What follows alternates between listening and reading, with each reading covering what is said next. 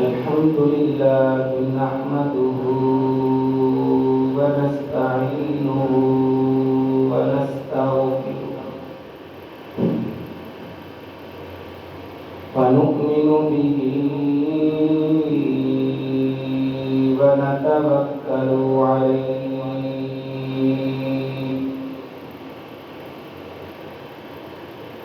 ونعوذ بالله من شرور أنفسنا ومن سيئات أعمالنا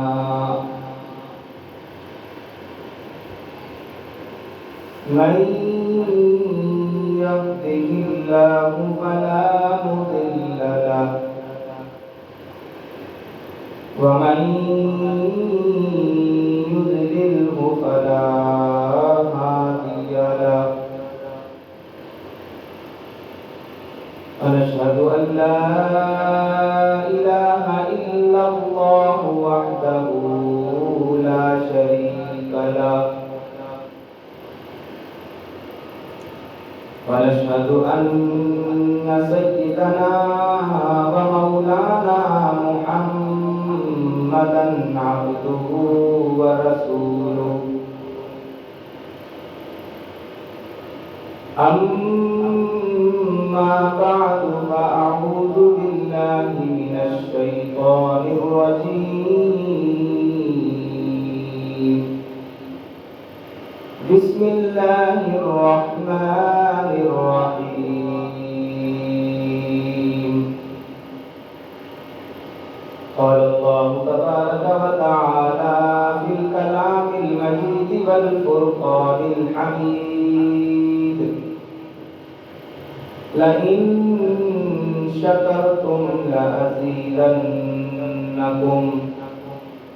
ولئن كفرتم إن عذابي لشديد وقال الله تبارك وتعالى في مقام آخر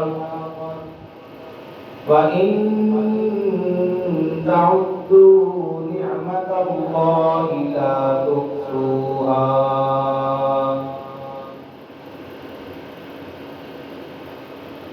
وقال الله تبارك وتعالى في موضع آخر واذكروا إذ أنتم قليل مستضعفون في الأرض تخافون أن يتخطفكم الناس فآواكم وأيدكم بنصره ورزقكم من الطيبات لعلكم تشكرون صدق الله العظيم وصدق رسوله النبي الكريم الأمين ونحن على ذلك لمن الشاهدين والشاكرين والحمد لله رب العالمين. اللهم صل على سيدنا ومولانا محمد وعلى آل سيدنا ومولانا محمد وبارك وسلم وسلوا عليه. سبحان ربك رب العزة عما يصفون وسلام على المرسلين والحمد لله رب العالمين. لہو کے قطروں کے بیج بو کر ہزاروں گلشن سجانے والوں، لہو کے قطروں کے بیج بو کر ہزاروں گلشن سجانے والوں، نچوڑ کر خون جگر سے اپنے چراغ محفل جلانے والوں، تمہاری یادیں بسی ہیں دل میں افق کے اس پار جانے والوں، سلام تم پر اے سرفروشو سر دھڑ کی بازی لگانے والوں. اور اسلام کی بنیاد پہ یہ ملک بنا ہے، اسلام کی بنیاد پہ یہ ملک بنا ہے، اسلام ہی اس ملک کا سامان بقا ہے. بنیاد پہ قائم نہ رہے گا تو فنا ہے، دنیا کی نگاہوں سے نہیں بات یہ مستور. اور خدا کرے کہ میری عرض پاک پر اترے وہ فصل گل جسے اندیشہ زوال نہ ہو، یہاں جو پھول کھلے وہ کھلا رہے برسوں، یہاں خزاں کو گزرنے کی بھی مجال نہ ہو.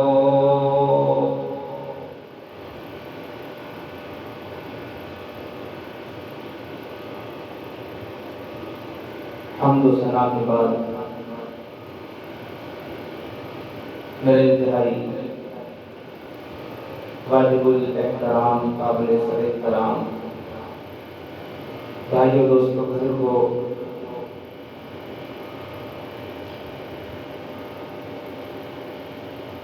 اگست کا مہینہ ہے اور جیسے ہی ماہ اگست شروع ہوتا ہے تو یوم آزادی ہمارے ذہنوں میں خود بخود آ جاتا ہے کہ ماہ اگست کی 14 تاریخ جسے 14 اگست کہا جاتا ہے، یہ ہمیں ایک تاریخ یاد دلاتی ہے،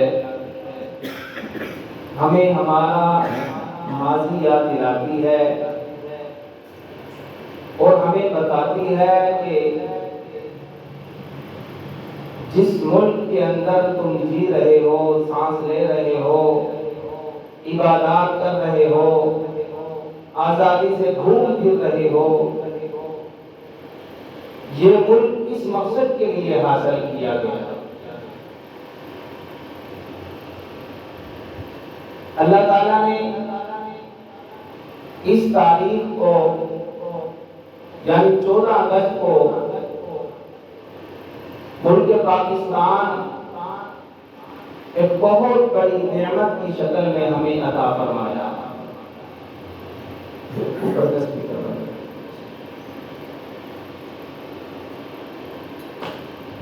آزادی بہت بڑی اللہ کی نعمت ہوتی ہے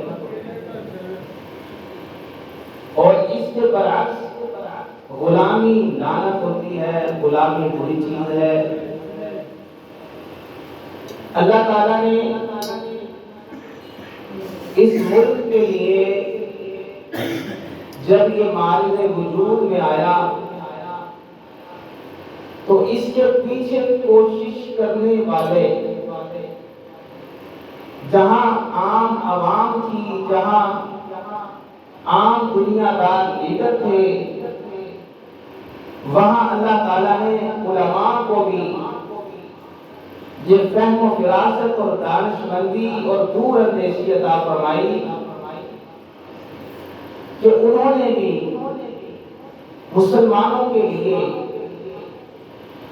الگ اسلامی ریاست کے متعلق بارہا کوششیں کی، اپنے خطباء میں، اپنی تقاریر میں لوگوں کو بار بار بتاتے رہے کہ ایسا ہونا چاہیے، ایک اسلامی ریاست ہو، زکوٰۃ کا نظام ہو، نماز کا نظام ہو، آزادی کے ساتھ عبادات کر رہے ہوں، مسلمان آزادی کے ساتھ جی رہے ہوں، باقاعدہ اسلام کا نظام ہو۔ تو سب سے پہلے تھانہ باون انڈیا کے اندر حضرت حکیم الامت مولانا اشرف علی تھانوی رحمۃ اللہ علیہ نے 1928 میں یہ بات اپنے ذہن سے اپنے مریدوں کو سنائی، بتائی، جن کے گواہ مولانا عبد الماجد دریا آبادی، جنہوں نے اپنی کتاب میں یہ بات لکھی ہے کہ یہ باتیں تو پاک کی ہیں آزادی کی۔ سب سے پہلے آواز الگ ریاست کی حضرت حکیم الامت رحمۃ اللہ علیہ نے اپنے خطبہ میں ارشاد فرمائی۔ اس کے بعد الہ آباد کا خطبہ مشہور ہے علامہ اقبال کا، انہوں نے بھی اپنی تقریر میں یہی تمنا ظاہر کی کہ کاش ایسا کوئی ملک ہو، مسلمانوں کے لیے آزاد ریاست ہو، جہاں پر مسلمان آزادی کے ساتھ عبادت کر سکیں، اللہ کا نام لے سکیں، جتنی چاہیں عبادت کریں، جتنا چاہیں ذکر کریں، ان کے لیے کوئی رکاوٹ نہ ہو۔ تو قوم نے علامہ اقبال کو مصور پاکستان کا لقب دیا۔ اسی طرح یہ تحریکیں جو آزادی کی تحریکیں تھیں، یہ بڑی سال ہر سال سے چلتی آ رہی تھی۔ پہلی تحریک چلی 1803 میں، شاہ عبد الحق محدث دہلوی رحمۃ اللہ علیہ نے 1803 کے اندر تحریک چلائی تھی۔ پھر ان کے ساتھ شاہ اسماعیل شہید رحمۃ اللہ علیہ 30 سال تک آزادی کی تحریک چلاتے رہے۔ چونکہ انگریز بس گیا تھا ہندوستان میں، اسے سونے کی چڑیا کہا کرتا تھا۔ یہاں وسائل تھے، زر مبادلہ تھے، یہاں کے مسالہ جات تھے، یہاں کے اندر جو چیزیں تھی پوری دنیا کے اندر نہیں تھی، تو انگریز اسے سونے کی چڑیا کہا کرتا تھا بر صغیر ہندوستان کو۔ تو اس نے پہلے آ کر وہاں پر تجارت شروع کی، آہستہ آہستہ اس نے اپنے قدم دبانا شروع کر دیے۔ پھر ایک وقت آیا کہ انگریز وقت کا حکمران بن گیا۔ اس سے قبل مسلمانوں کی حکومت رہی ہے، 100 سال یا 150 سال مسلمانوں کی حکومت رہی ہے۔ تو انگریز نے آ کر جو ہے بہت ظلم و ستم ڈھانا شروع کر دیے، اور پھر یہ آزادی کی تحریکیں چلنا شروع ہو گئی۔ پھر شاہ عبدالعزیز محدث دہلوی رحمۃ اللہ علیہ اور شاہ اسماعیل شہید رحمۃ اللہ علیہ بالا کوٹ کی سرزمین پر شہید ہو گئے 1833 میں۔ آج بھی ان کی قبریں وہاں پر موجود ہیں۔ اس کے بعد 1857 میں تحریک چلی، آزادی کی تحریک، جس میں حضرت مولانا قاسم نانوتوی، حضرت مولانا رشید احمد گنگوہی رحمۃ اللہ علیہ، اور اس تحریک میں سب سے پہلے شہید حافظ ضامن رحمۃ اللہ علیہ۔ بہرحال صرف چند علماء قدم اٹھائیں اور کوئی ساتھ نہ دے تو پھر مشکل ہوتا ہے، لیکن علماء اپنے حصے کا کام ضرور کرتے ہیں۔ پھر تحریک راشد ریشمی رومال کے نام سے شیخ الہند رحمۃ اللہ علیہ نے یہ تحریک چلائی، جو اپنوں کی غداری کی وجہ سے ناکام ہوئی۔ بڑے بڑے اسلامی ممالک کے حکمرانوں سے مشورہ کیا گیا، افغانستان سے مشورہ ہوا اور بڑے بڑے اسلامی ممالک سے ہوا، لیکن سعودی عرب کے حکمران غداری کر گئے، جس کی وجہ سے یہ تحریک ناکام ہوئی، لیکن دبی نہیں، ختم نہیں ہوئی۔ انگریز نے علماء کو پھانسیاں لگانی شروع کر دی، ہزاروں کے حساب سے علماء کو 80,000 کے قریب علماء کو پھانسی لگا دیا گیا کہ انگریز کی بغاوت نہ کریں، لیکن علماء پھانسی چڑھ جاتے تھے، فتویٰ دیا کرتے تھے کہ انگریز کے ساتھ رہنا، انگریز کی نوکری کرنا اس وقت کے دور میں انگریز کی ہاں میں ہاں ملانا بھی حرام ہے۔ انگریز شہید پر شہید کیا جاتا تھا، لیکن علماء اپنے حصے کا کام کرتے تھے۔ یہ تحریک چلتے چلتے 1900 کا دور آ گیا۔ 1900 کے دور میں صدی جب 1900 والی آئی تو اور بہت سارے علماء ابھرے، بہت سارے علماء نے اس تحریک کو نیا رنگ دیا اور اس تحریک کے لیے دن رات کوشاں رہے، علماء کو جگاتے رہے، عوام کو بیدار کرتے رہے، ایک دوسرے کے ساتھ تذکرہ کرتے رہے کہ مسلمان اور ہندو ایک قوم نہیں ہو سکتی، یہ دو قومیں ہیں، یہ دو الگ الگ نظریے ہیں۔ قرآن بھی کہتا ہے هو الذی خلقکم فمنکم کافر ومنکم مؤمن، وہ ذات وہی ہے جس نے تم میں سے بعض کو کافر پیدا کیا، بعض کو مسلمان پیدا کیا۔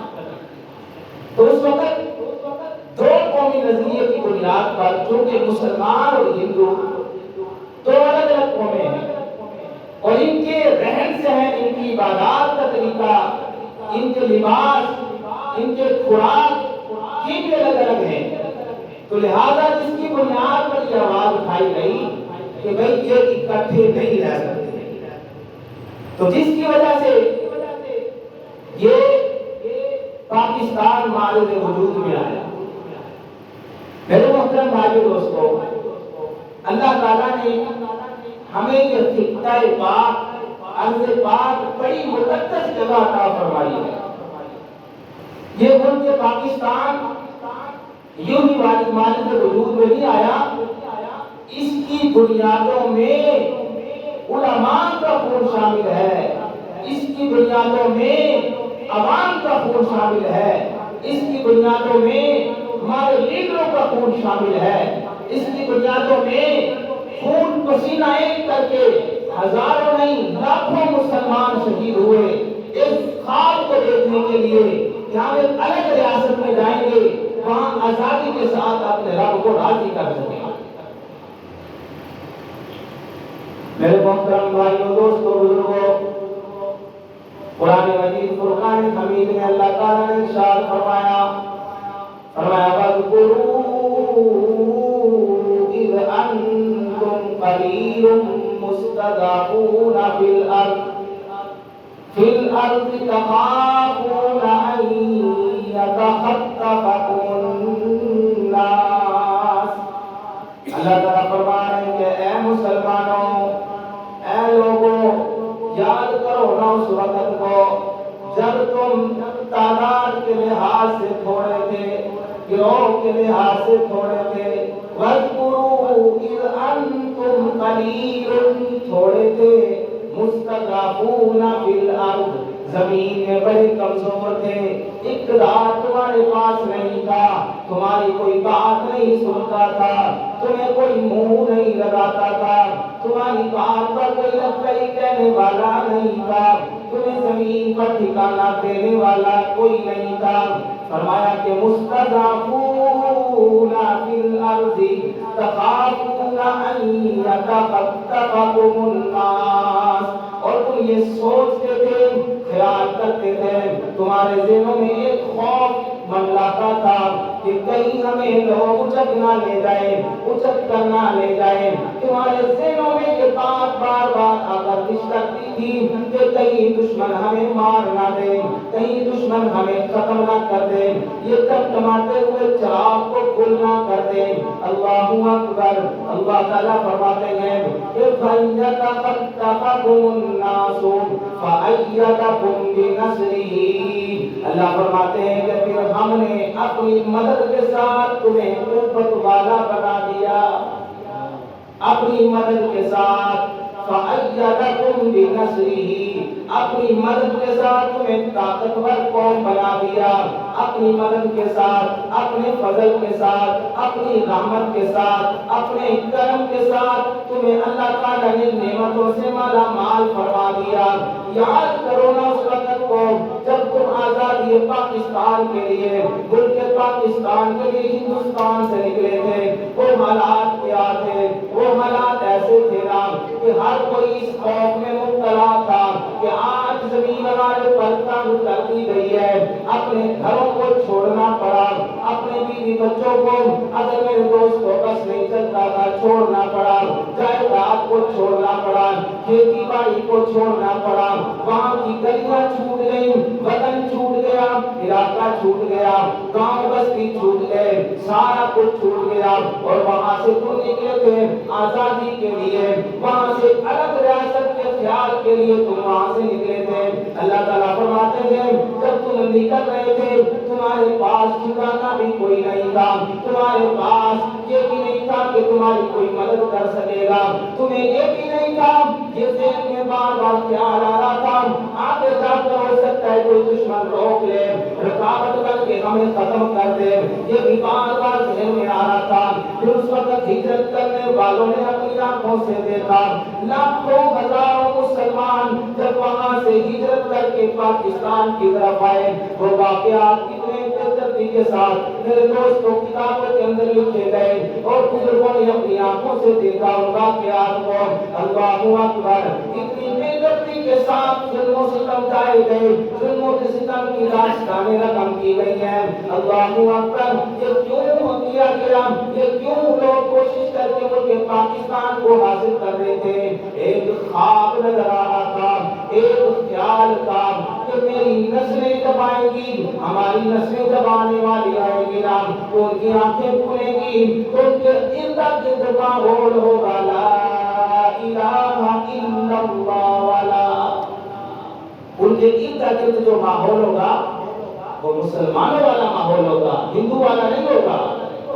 ہماری نسلیں جب پیدا ہوں گی، دھرتی پاکستان پر جنم لیں گی، انہیں معلوم پڑے گا کہیں سے اذان کی آواز آ رہی ہے، کہیں پڑھنے کے لیے قاری صاحب پڑھا رہے ہیں، کہیں پہ میرے دوستوں اللہ اللہ کیا جا رہا ہے، کہیں پہ میرے دوستوں مسلمانوں والا کام کیا جا رہا ہے، اللہ کی تعریفیں کی جا رہی ہیں، رسول اللہ کی نعت خوانیاں ہو رہی ہیں. یہ ملک پاکستان اس لیے حاصل کیا گیا میرے محترم بھائیو دوستوں. اللہ پاک نے ملک پاکستان کو جب یہ نعمت عطا فرمائی ہے انتخاب بھی کیا. ادھر سے 14 اگست ہے اور اسلامی مہینے کی طرف آؤ تو رمضان کا مہینہ ہے. سن 1947 میں رمضان کا مہینہ اور پھر اس کے اوپر بھی سونے پہ سہاگا. صرف رمضان کا مہینہ نہیں، 27ویں لیلۃ القدر والی رات تھی اور پھر رات کے 12 بجے اعلان کیا جا رہا ہے اسلامی جمہوریہ پاکستان ایک الگ ریاست مملکت وجود میں آ چکی ہے. مسلمان ہجرت کر کے ملک پاکستان چلے جائیں.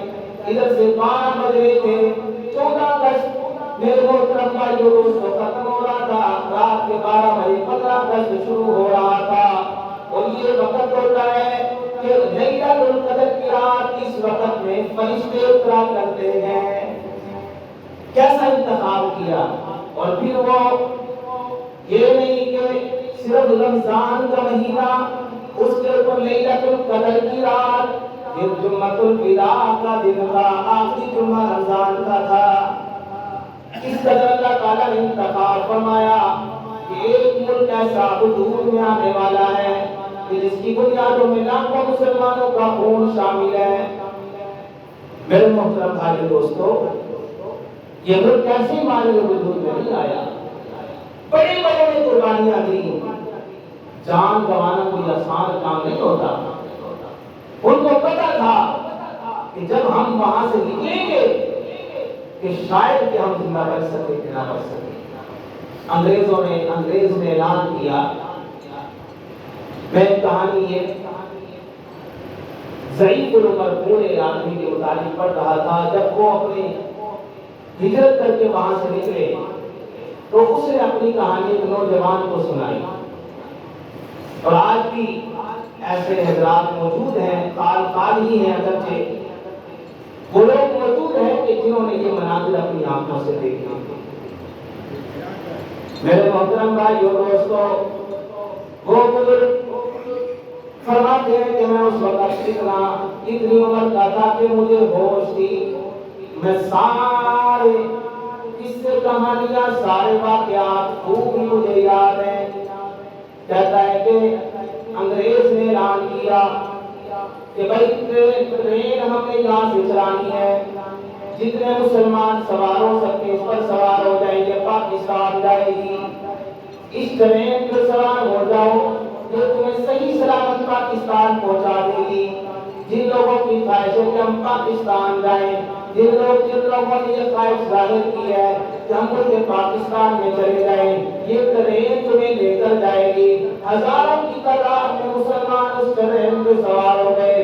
آپ حساب لگائیں ایک ڈبے میں کتنے لوگ آ جاتے ہیں، اور کئی ڈبے ہوتے ہیں، دسیوں حساب سے ڈبے ہوتے ہیں۔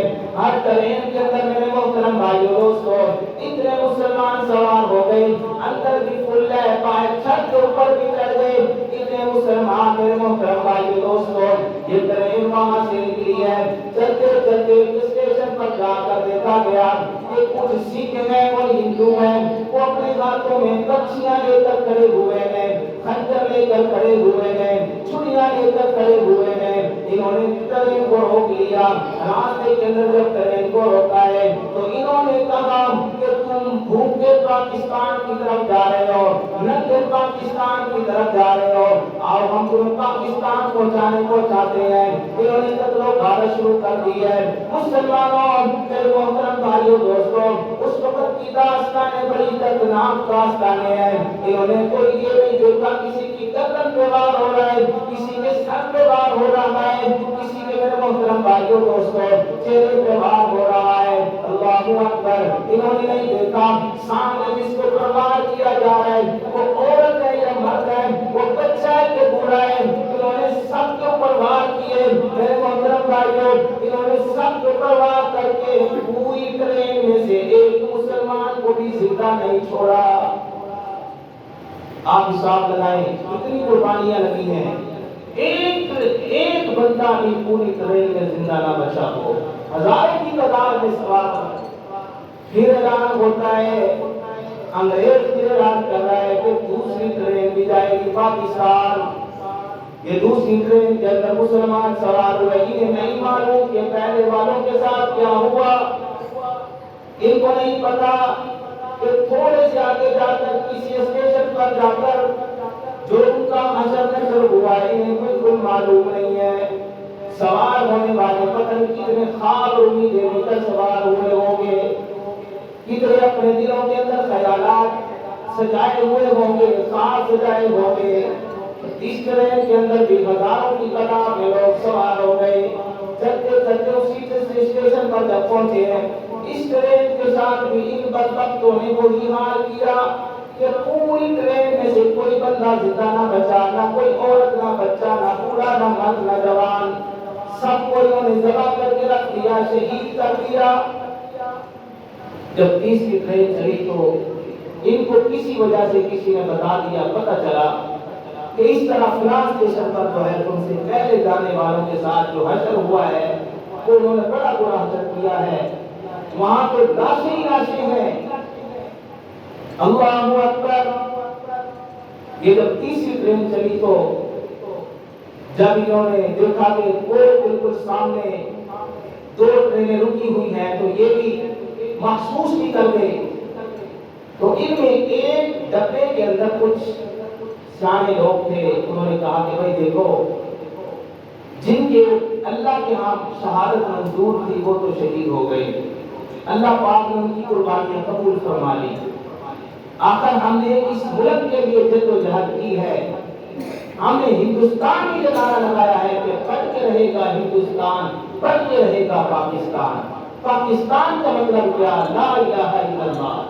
یہ ہندوستان کی گلی گلی کوچے کوچے میں یہ نعرے لگ رہے تھے، مسلمان کے بچے لگا رہے تھے، مسلمان خود لگا رہے تھے، ان کے جلسوں میں جلوسوں میں یہ نعرے لگ رہے تھے۔ خیر ان لوگوں نے اپنے ڈبے والوں سے کہا کہ دیکھو بھائی، وہاں جا کر بچہ ہے، بوڑھا ہے، جوان ہے، مرد ہے، عورت ہے، یہ جو ہمارے ڈبے والے ہیں نا، اپنی کھڑکیاں بند کر لے اور بالکل آواز اس میں سے نہ آئے۔ جب یہ ٹرین اس اسٹیشن پر پہنچی ہے تو یہ جو بزرگ ہے نا بابا جی اپنی کہانی سنا رہے ہیں، اس ڈبے میں سوار تھے، کہتے ہیں کہ سکھوں نے، ہندوؤں نے ہماری والی جب ٹرین روکی اور پھر ادھر سے بھی چڑھ گئے، ادھر سے بھی چڑھ گئے، جب وہ ہمارے ڈبے کی طرف آئے تو دروازے ادھر سے بند، ادھر سے بند، کھڑکیاں بند، آواز کوئی نہ آئے۔ حالانکہ اندر والوں کو معلوم تھا کہ اگر یہ تھوڑی سی کوشش کریں گے تو اندر آ جائیں گے، لیکن دل پہ ہاتھ رکھ کر انہوں نے ہمت کی، حوصلہ کیا، اور باہر چاہے لوگوں کے سر کٹے جا رہے تھے، چاہے لوگوں پر ظلم و ستم ہو رہے تھے، انہوں نے اپنے نفس لیے اور اس طریقے سے یہ خاموشی اختیار کر کے بیٹھے رہے۔ یوں ہر سکھ آتا، کام لگاتا، کوئی نہیں اس کے ذہن میں ہوتا کہ یہاں کام ہو گیا، وہ آگے چلا جاتا، پھر کوئی آتا، 2 4 آئے، 5 6 آئے، لیکن اللہ کا کرم ایسا ہوا کہ کوئی کسی نے بھی یہ کوشش نہ کی کہ اس ڈبے کے اندر جائے۔ یوں 3 ٹرینوں میں سے ایک ٹرین کا ایک ڈبہ ملتان پہنچا، ایک ڈبہ صحیح سلامت ملتان پہنچا۔ وہ بابا جی اس کے بعد پھر ملتان سے کراچی آ گئے، وہاں اپنے کوئی دکان چھوٹی سی بنا لی، اپنا گزر بسر کرتے رہے۔ اللہ اکبر۔ میرے محترم بھائیو دوستو، یہ ظلم کی داستانیں جب ہجرت ہوئی ہے پاکستان کی طرف تب یہ رقم ہوئی ہے۔ ہمارے بزرگوں نے بڑوں نے کتنی قربانیاں دی، کیوں دی تھی کہ ملک پاکستان اسلامی ریاست بنے، اور اس کے آئین میں یہ بات متفقہ طور پر منظور کی گئی کہ حاکمیت اعلیٰ اللہ تعالیٰ کی ہوگی۔